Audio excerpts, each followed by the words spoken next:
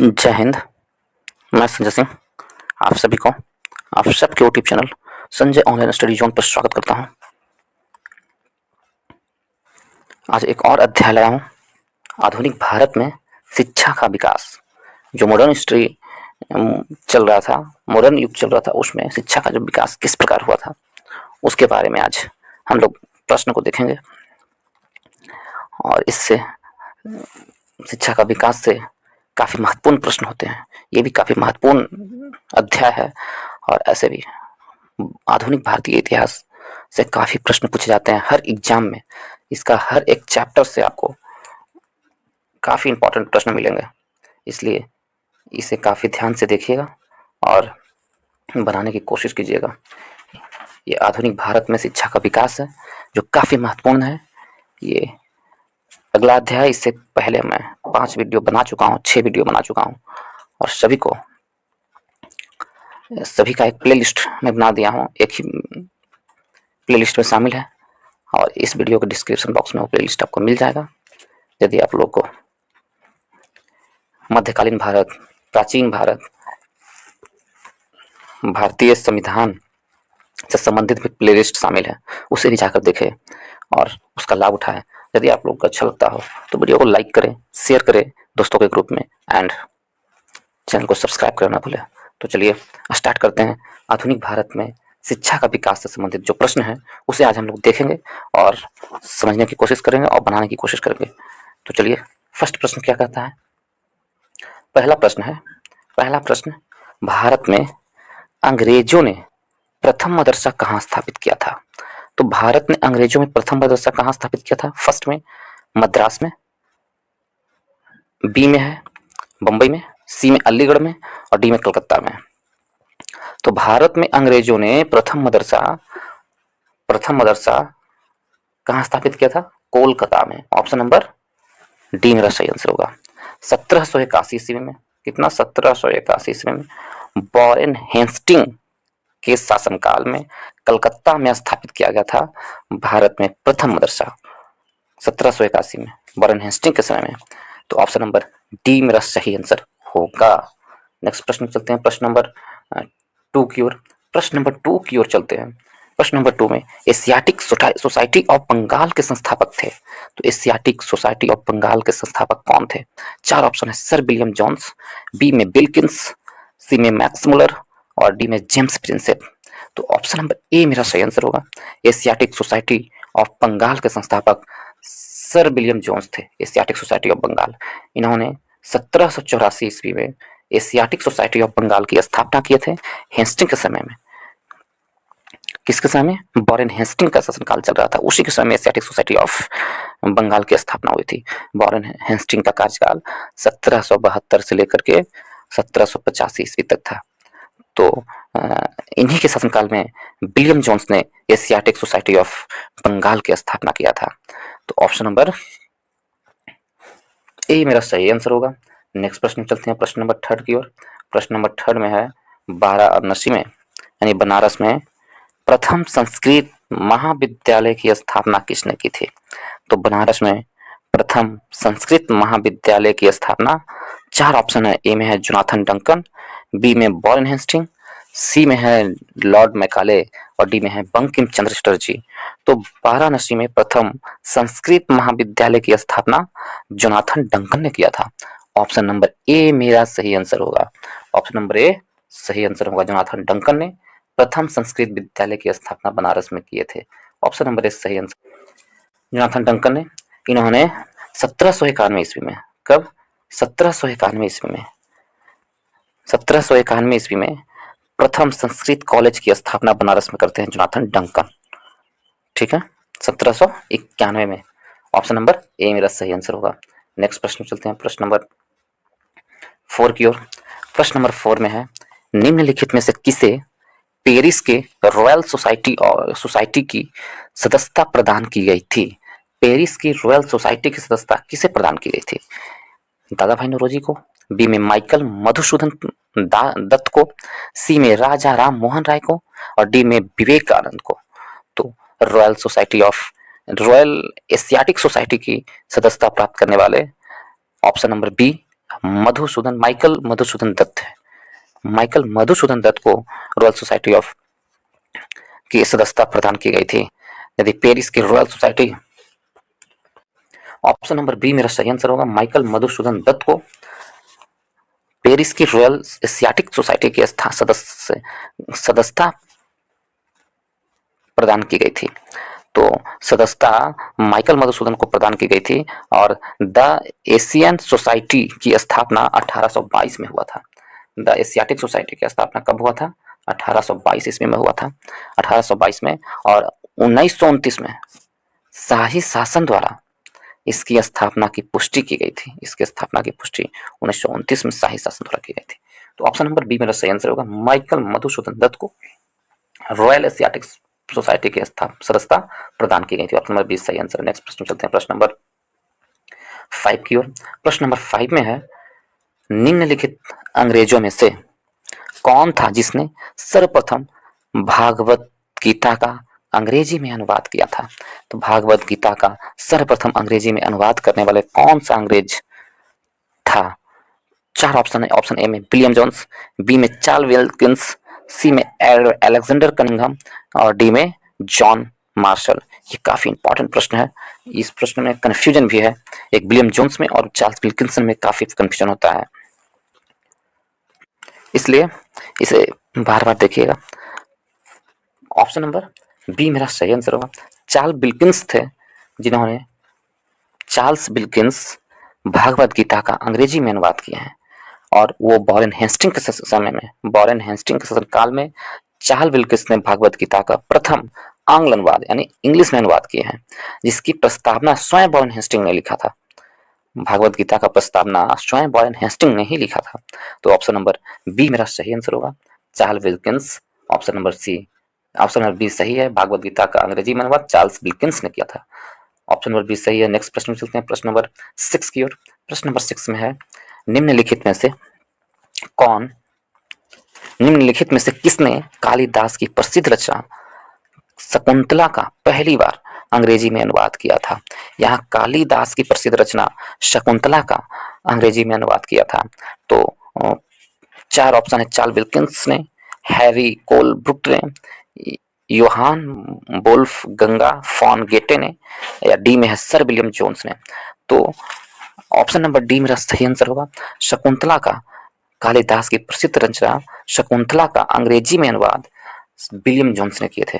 Option number D मेरा सही answer होगा। भागवत गीता का चार्ल्स विल्किंस, भागवत गीता का चार्ल्स विल्किंस और विलियम जोन्स ने शकुंतला का अंग्रेजी में अनुवाद किए थे। Sir William Jones Warren Hasting के समय में, ये भी वॉरेन हेस्टिंग के समय में शकुंतला का अनुवाद किए थे, और सर विलियम जोन्स ने ही 1784 ईस्वी में, 1784 ईस्वी में एशियाटिक सोसाइटी की स्थापना करते हैं। वॉरेन हेस्टिंग के समय में, वॉरेन हेस्टिंग के समय में ही स्थापना करते हैं, और स्वयं स्वयं एशियाटिक सोसाइटी की, एशियाटिक सोसाइटी की सभापति भी नियुक्त होते हैं। स्वयं इस संस्था की सभापति एशियाटिक रिसर्जेंट नामक पत्रिका के माध्यम से भारत के अतीत के प्रकाश में लाने का कार्य भी करते हैं। इसका सभापति नियुक्त हुए William Jones, sir William Jones है, जो 1784 में इन्होंने ही लॉर्ड वॉरेन हेस्टिंग के समय में एशियाटिक सोसाइटी की स्थापना करते हैं, और उसी समय शकुंतला जो कालिदास की कृति है उनकी रचना करते हैं इंग्लिश में, और वो एशियाटिक सोसाइटी के सभापति भी होते हैं, और इसी में उन्होंने एशियाटिक रिसर्च नामक पत्रिका के माध्यम से भारत के अतीत पर प्रकाश लाने में कार्य किया जाता है। इसी क्रम में उन्होंने कब शकुंतला का किए थे? तो 1889 ईस्वी में। इसी क्रम में उन्होंने 1889 में कालिदास की रचित अभिज्ञान शकुंतलम को अंग्रेजी में अनुवाद करते हैं। किसमें? अंग्रेजी में अनुवाद करते हैं। तो कब किए थे? 1789 ईस्वी में। ऑप्शन नंबर डी मेरा सही आंसर है। नेक्स्ट प्रश्न चलते हैं प्रश्न नंबर 7 की ओर। प्रश्न नंबर 7 में थोड़ा लंबा प्रश्न है, छोटा करना पड़ेगा। प्रश्न नंबर 7 में कहा जा रहा है, इस स्वतंत्रता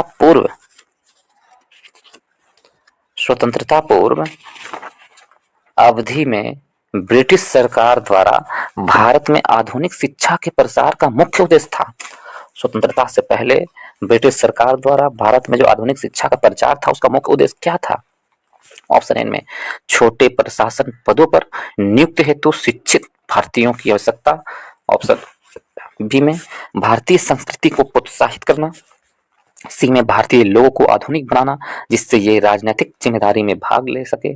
और ऑप्शन डी में उपरोक्त में से कोई नहीं। तो ऑप्शन नंबर ए मेरा सही आंसर होगा। छोटे प्रशासनिक पदों पर नियुक्त हेतु शिक्षित भारतीयों की आवश्यकता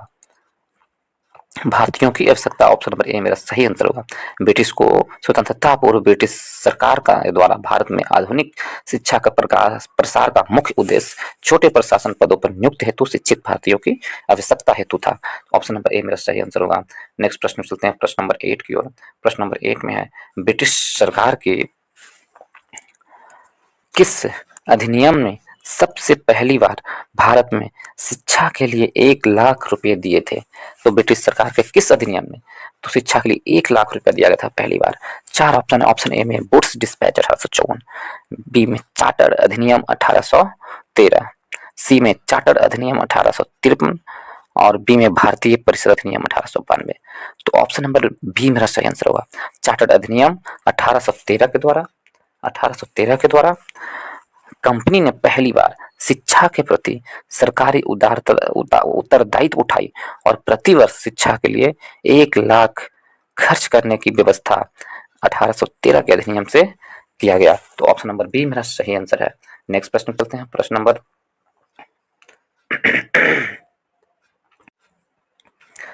9 की ओर हम लोग देखते हैं। प्रश्न नंबर 9 में है वुड डिस्पैच के बारे में निम्नलिखित में से कौन से कथन सत्य है। वुड डिस्पैच के बारे में कौन सा कथन सत्य है। कथन 1 में सहायता अनुदान व्यवस्था ग्रांट इन एड शुरू की गई थी। 2 में विश्वविद्यालयों की स्थापना की सिफारिश की गई थी। और 3 में शिक्षा के सभी स्तरों पर शिक्षण माध्यम के रूप में अंग्रेजी की सिफारिश की गई थी। तो ऑप्शन नंबर ए और बी मेरा सही आंसर है। सहायता अनुदान व्यवस्था शुरू की गई थी, ये सही है। और विश्वविद्यालयों की स्थापना की सिफारिश की गई थी, ये भी सही है। परंतु शिक्षा के सभी स्तरों पर, ये हो गया सभी स्तरों पर शिक्षण के माध्यम के रूप में अंग्रेजी सिफारिश की गई थी, ये गलत है। तो इसमें से कुट का सही प्रयोग करके उत्तर दीजिए। तो 1 और 2 सही है, कथन 1 और कथन 2 सही है। तो इस प्रकार ऑप्शन नंबर बी मेरा सही आंसर होगा। ऑप्शन नंबर बी सही आंसर होगा। वुड डिस्पैच या वुड घोषणा पत्र ब्रिटिश ईस्ट इंडिया कंपनी के बोर्ड ऑफ कंट्रोलर के अध्यक्ष चार्ल्स वुड द्वारा 1854 ईस्वी में लाया गया था। कब? 1854 में वुड डिस्पैच जारी किया गया। इस घोषणा पत्र में भारतीय शिक्षा पर एक व्यापक योजना प्रस्तुत की गई थी।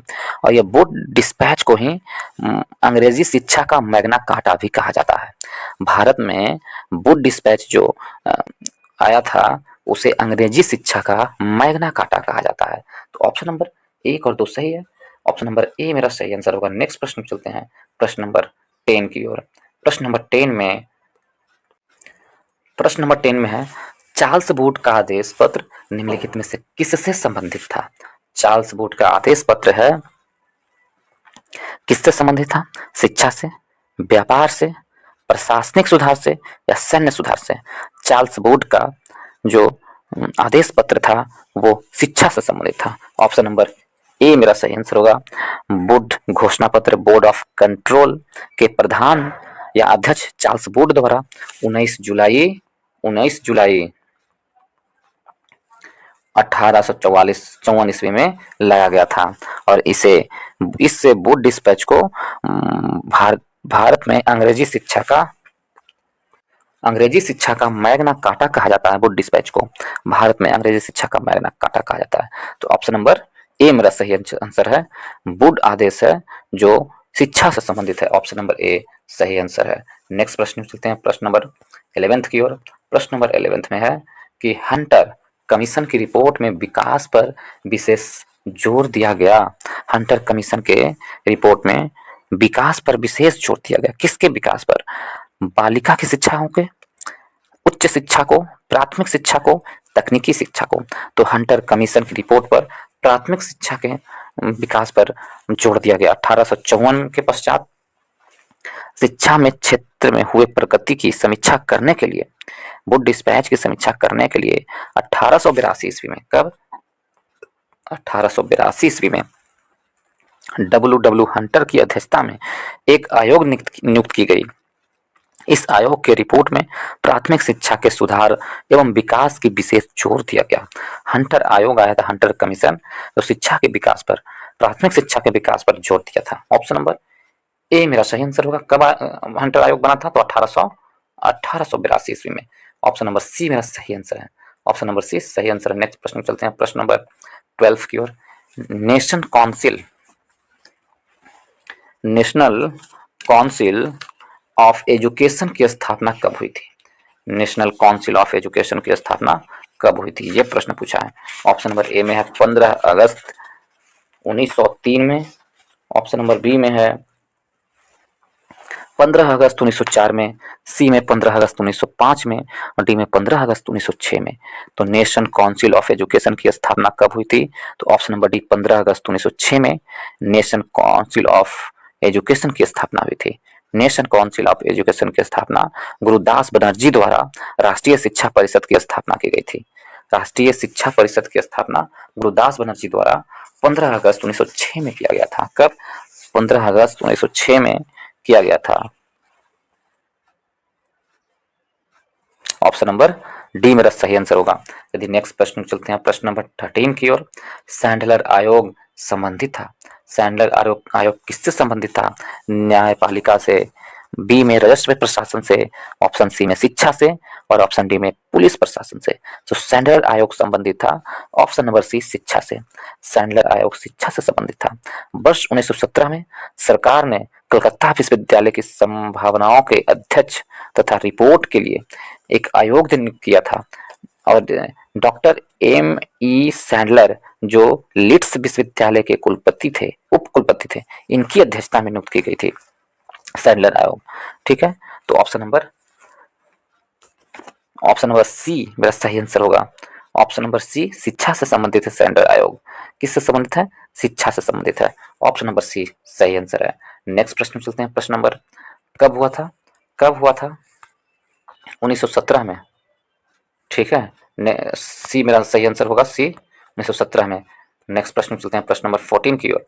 शिक्षा में सुधार हेतु ब्रिटिश सरकार ने सैंडलर विश्वविद्यालय आयोग कब नियुक्त किया था? अभी जस्ट हमने बताया, ब्रिटिश सरकार ने शिक्षा के हेतु सैंडलर विश्वविद्यालय आयोग का कब नियुक्त किया था? तो अभी हमने बताया था सैंडलर आयोग का गठन 1917 में हुआ है। कब? 1917 में। ऑप्शन नंबर बी मेरा सही आंसर होगा। 1917 में सैंडलर विश्वविद्यालय का गठन किया गया था। सैंडलर विश्वविद्यालय आयोग कब नियुक्त किया गया था? तो 1917 में नियुक्त की गई थी। डॉक्टर एम ई सैंडलर की अध्यक्षता में सैंडलर आयोग की स्थापना की गई थी 1917 में। और सैंडलर जो थे कहाँ के कुलपति थे? लीड्स विश्वविद्यालय की उप कुलपति थे। उनकी अध्यक्षता में सैंडलर आयोग 1917 में नियुक्त किया गया था शिक्षा में सुधार हेतु। ऑप्शन नंबर बी मेरा सही आंसर है। नेक्स्ट प्रश्न चलते हैं, प्रश्न नंबर 15 की ओर। प्रश्न नंबर 15 में कहा गया है लॉर्ड्स मैकाले संबंधित हैं। तो लॉर्ड्स मैकाले किससे संबंधित है? सेना के सुधार से, सती प्रथा की समाप्ति से, या अंग्रेजी शिक्षा से, या स्थायी बंदोबस्ती से। तो लॉर्ड मैकाले अंग्रेजी शिक्षा से संबंधित है। ऑप्शन नंबर सी मेरा सही आंसर है। मैकाले ने अंग्रेजी शिक्षा पद्धति से संबंधित है लॉर्ड मैकाले। और लॉर्ड विलियम बेंटिंग के समय में लॉर्ड मैकाले ने अंग्रेजी शिक्षा के लिए सुधार हेतु मैकाले आयोग नियुक्त किया गया था। ऑप्शन नंबर सी मेरा सही आंसर होगा, अंग्रेजी शिक्षा से संबंधित। नेक्स्ट प्रश्न चलते हैं, प्रश्न नंबर 16 की ओर। भारत के औपनिवेशिक काम में अधोमुखी निस्यंदन सिद्धांत किस क्षेत्र से संबंधित था? अधोमुखी निस्यंदन सिद्धांत किस क्षेत्र से संबंधित था? भारत के औपनिवेशिक काम में। तो ऑप्शन नंबर 3 है, ए में रेल, ऑप्शन बी में शिक्षा, ऑप्शन सी में सिंचाई, ऑप्शन डी में गरीबी हटाओ। तो भारत में औपनिवेशिक काम में अधोमुखी निस्पंदन सिद्धांत किस क्षेत्र से संबंधित है? तो शिक्षा क्षेत्र से संबंधित है। ऑप्शन नंबर बी मेरा सही आंसर होगा। किससे है? शिक्षा से क्षेत्र, शिक्षा से संबंधित है। किससे? शिक्षा से संबंधित है। शिक्षा इससे अर्थ होता है, अधोमुखी निस्पंदन सिद्धांत का अर्थ होता है इसका अर्थ होता है शिक्षा समाज के उच्च वर्ग को ही दिया जाए, इस वर्ग से छन छन कर ही शिक्षा का असर जन सामान्य तक पहुंचे। मैकाले का कहना था कि सीमित साधनों से समस्त जनता को शिक्षित करना असंभव है। तो इसका अर्थ यही हुआ। भारत में औपनिवेशिक काम के अधोमोशन सिद्धांत का क्षेत्र शिक्षा से संबंधित था। ऑप्शन नंबर बी मेरा सही आंसर है। नेक्स्ट प्रश्न चलते हैं 17 की ओर। 17 में कहा गया भारत की शैक्षणिक नीति में फिल्ट्रेशन थ्योरी से के प्रतिपादक थे। फिल्ट्रेशन थ्योरी के प्रतिपादक कौन है? फिल्ट्रेशन थ्योरी के प्रतिपादक चार्ल्स बोर्ड, मैकाले, जेम्स ए मिल्स या कार्नवालिस। तो ऑप्शन नंबर बी मेरा सही आंसर होगा। लॉर्ड मैकाले थे जो फिल्ट्रेशन थ्योरी से संबंधित है। फिल्ट्रेशन थ्योरी से संबंधित कौन है? कॉल्ड मैकाले, क्या लॉर्ड मैकाले।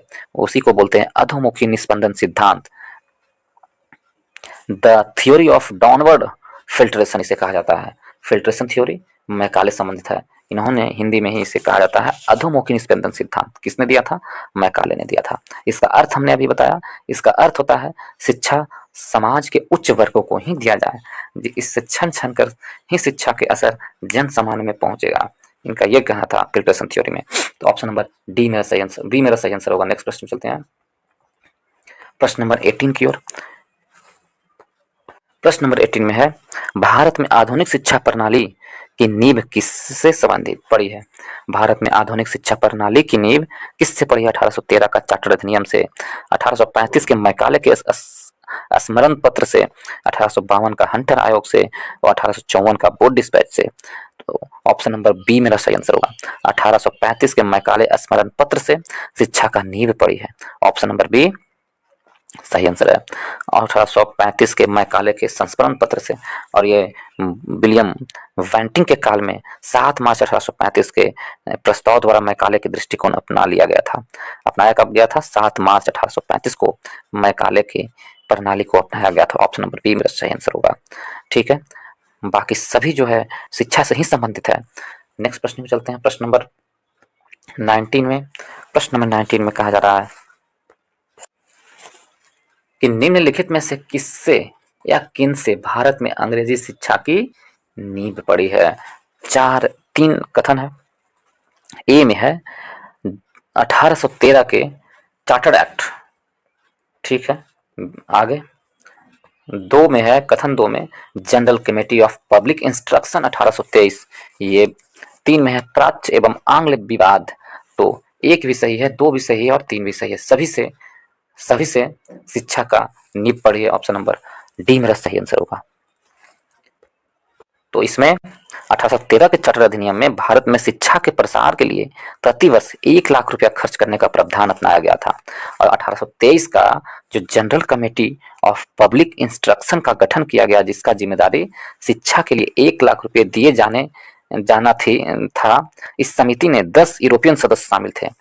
1 लाख रुपया दिए जाना था, उसी के लिए एक कमेटी बनाई गई थी 1823 में, general committee of public instruction गठन किया गया था और इसमें 10 यूरोपीय सदस्य शामिल थे।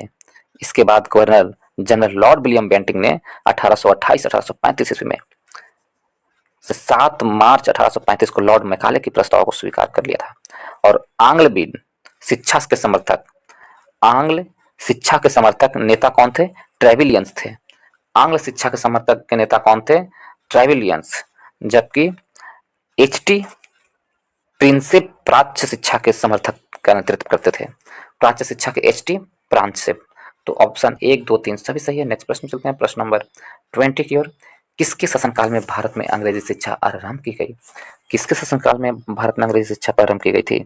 4 ऑप्शन है।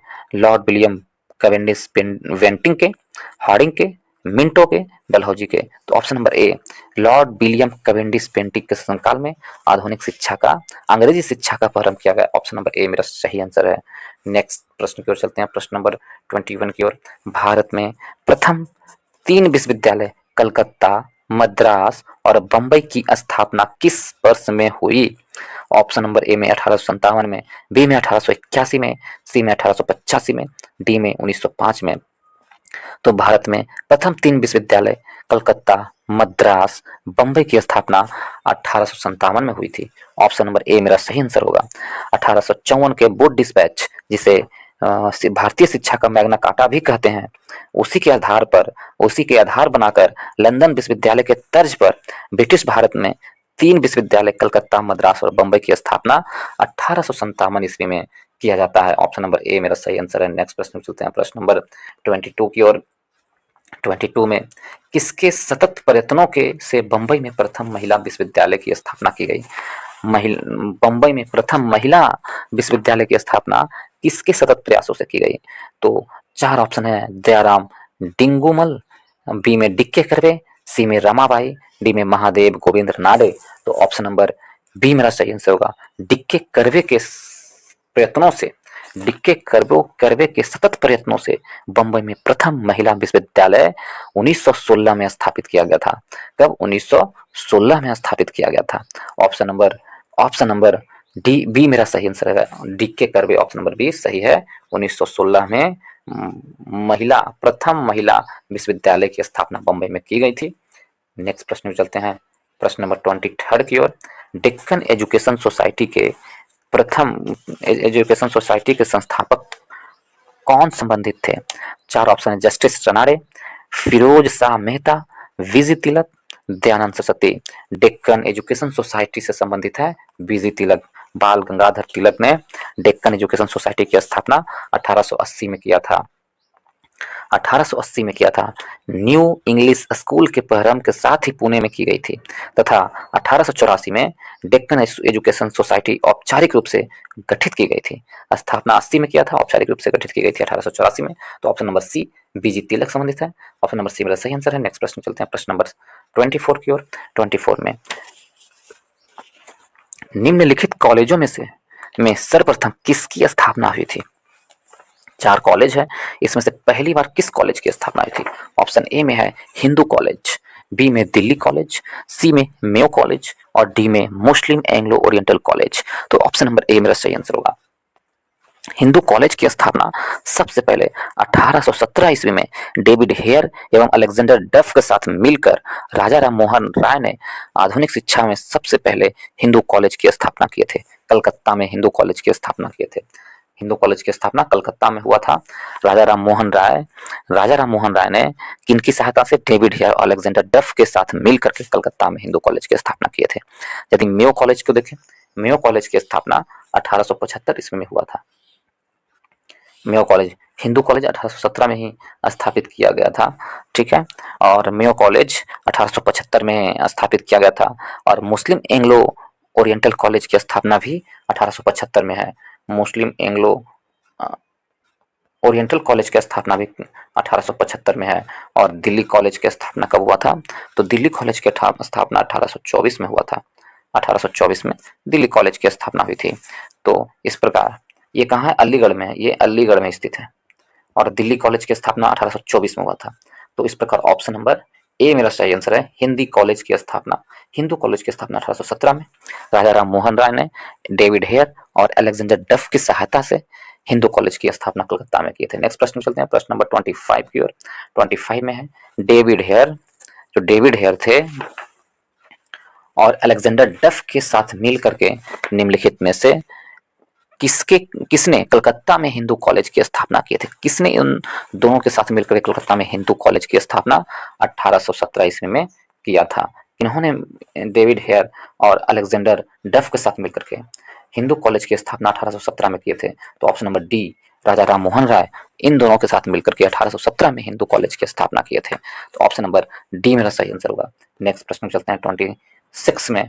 प्रश्न नंबर 26 में है भारत में औपनिवेशिक शासन के दौरान शैक्षणिक संस्थाओं के संदर्भ में निम्नलिखित युग्म पर विचार कीजिए। तो यह है, एक में है बनारस का संस्कृत कॉलेज, विलियम जोन्स ने संस्थापक कौन थे? William Jones.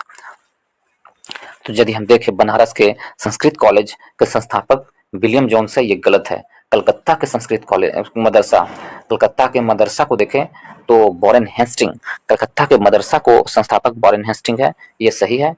और फोर्ट विलियम कॉलेज की स्थापना किसने किया था? तो फोर्ट विलियम कॉलेज की स्थापना आर्थर ब्लेजली ने। तो आर्थर ब्लेजली ने फोर्ट विलियम कॉलेज की स्थापना किया था, ये गलत है। फोर्ट विलियम कॉलेज की स्थापना आर्थर ब्लेजली ने नहीं किया था।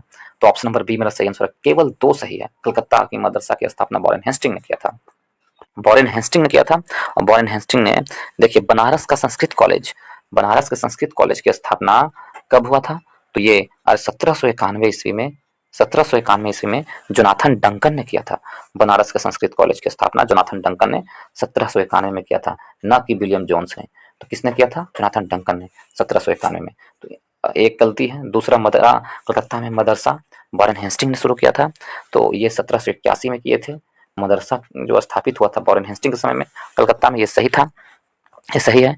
और फोर्ट विलियम कॉलेज की स्थापना लॉर्ड रिचर्ड कोलब्लेजी ने किया था। लॉर्ड रिचर्ड कोलब्लेजी ने, ऑर्थर ब्लेजी नहीं, कोलब्लेजी ने 1800 ईस्वी में, 1800 ईस्वी में कोलब्लेजी ने किया था फोर्ट विलियम कॉलेज की स्थापना। तो इस प्रकार ऑप्शन नंबर बी केवल 2 सही आंसर है, बाकी सब गलत है, केवल 2 सही आंसर है। नेक्स्ट प्रश्न चलते हैं, प्रश्न नंबर 27 की ओर।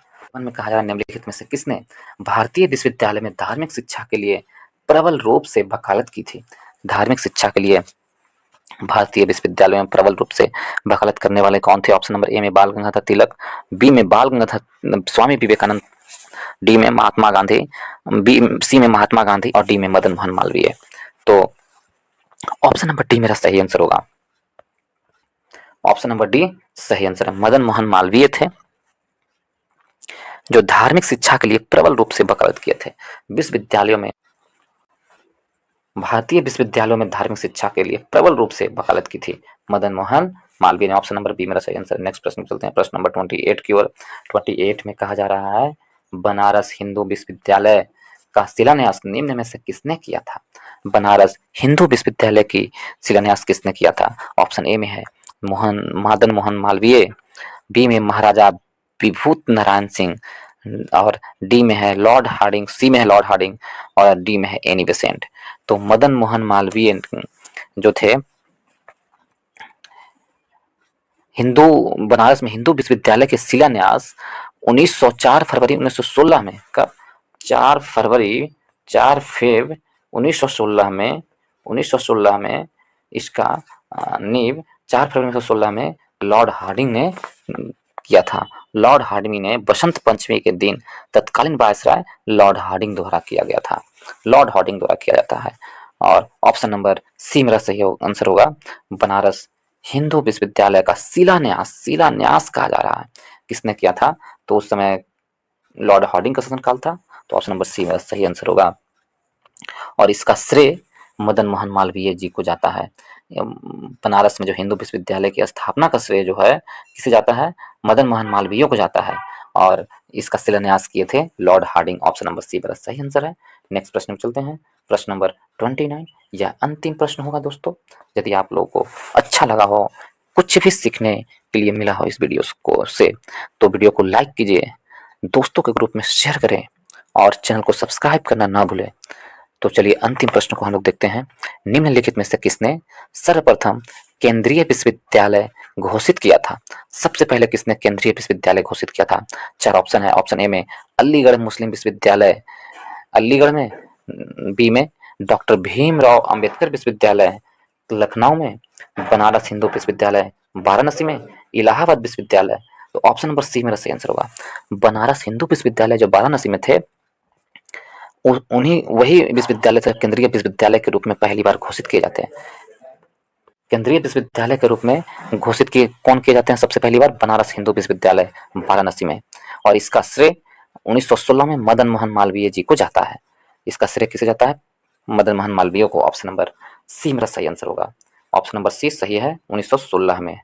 ऑप्शन नंबर सी सही आंसर है। इसके साथ ही इस वीडियो को समाप्त करता हूँ। यदि आप लोग को अच्छा लगा हो तो वीडियो को लाइक करें, शेयर करें दोस्तों के ग्रुप में एंड चैनल को सब्सक्राइब करें। तब तक की पढ़ाई में व्यस्त रहिएगा। इस वीडियो को देखने के लिए बहुत बहुत धन्यवाद, बहुत बहुत धन्यवाद।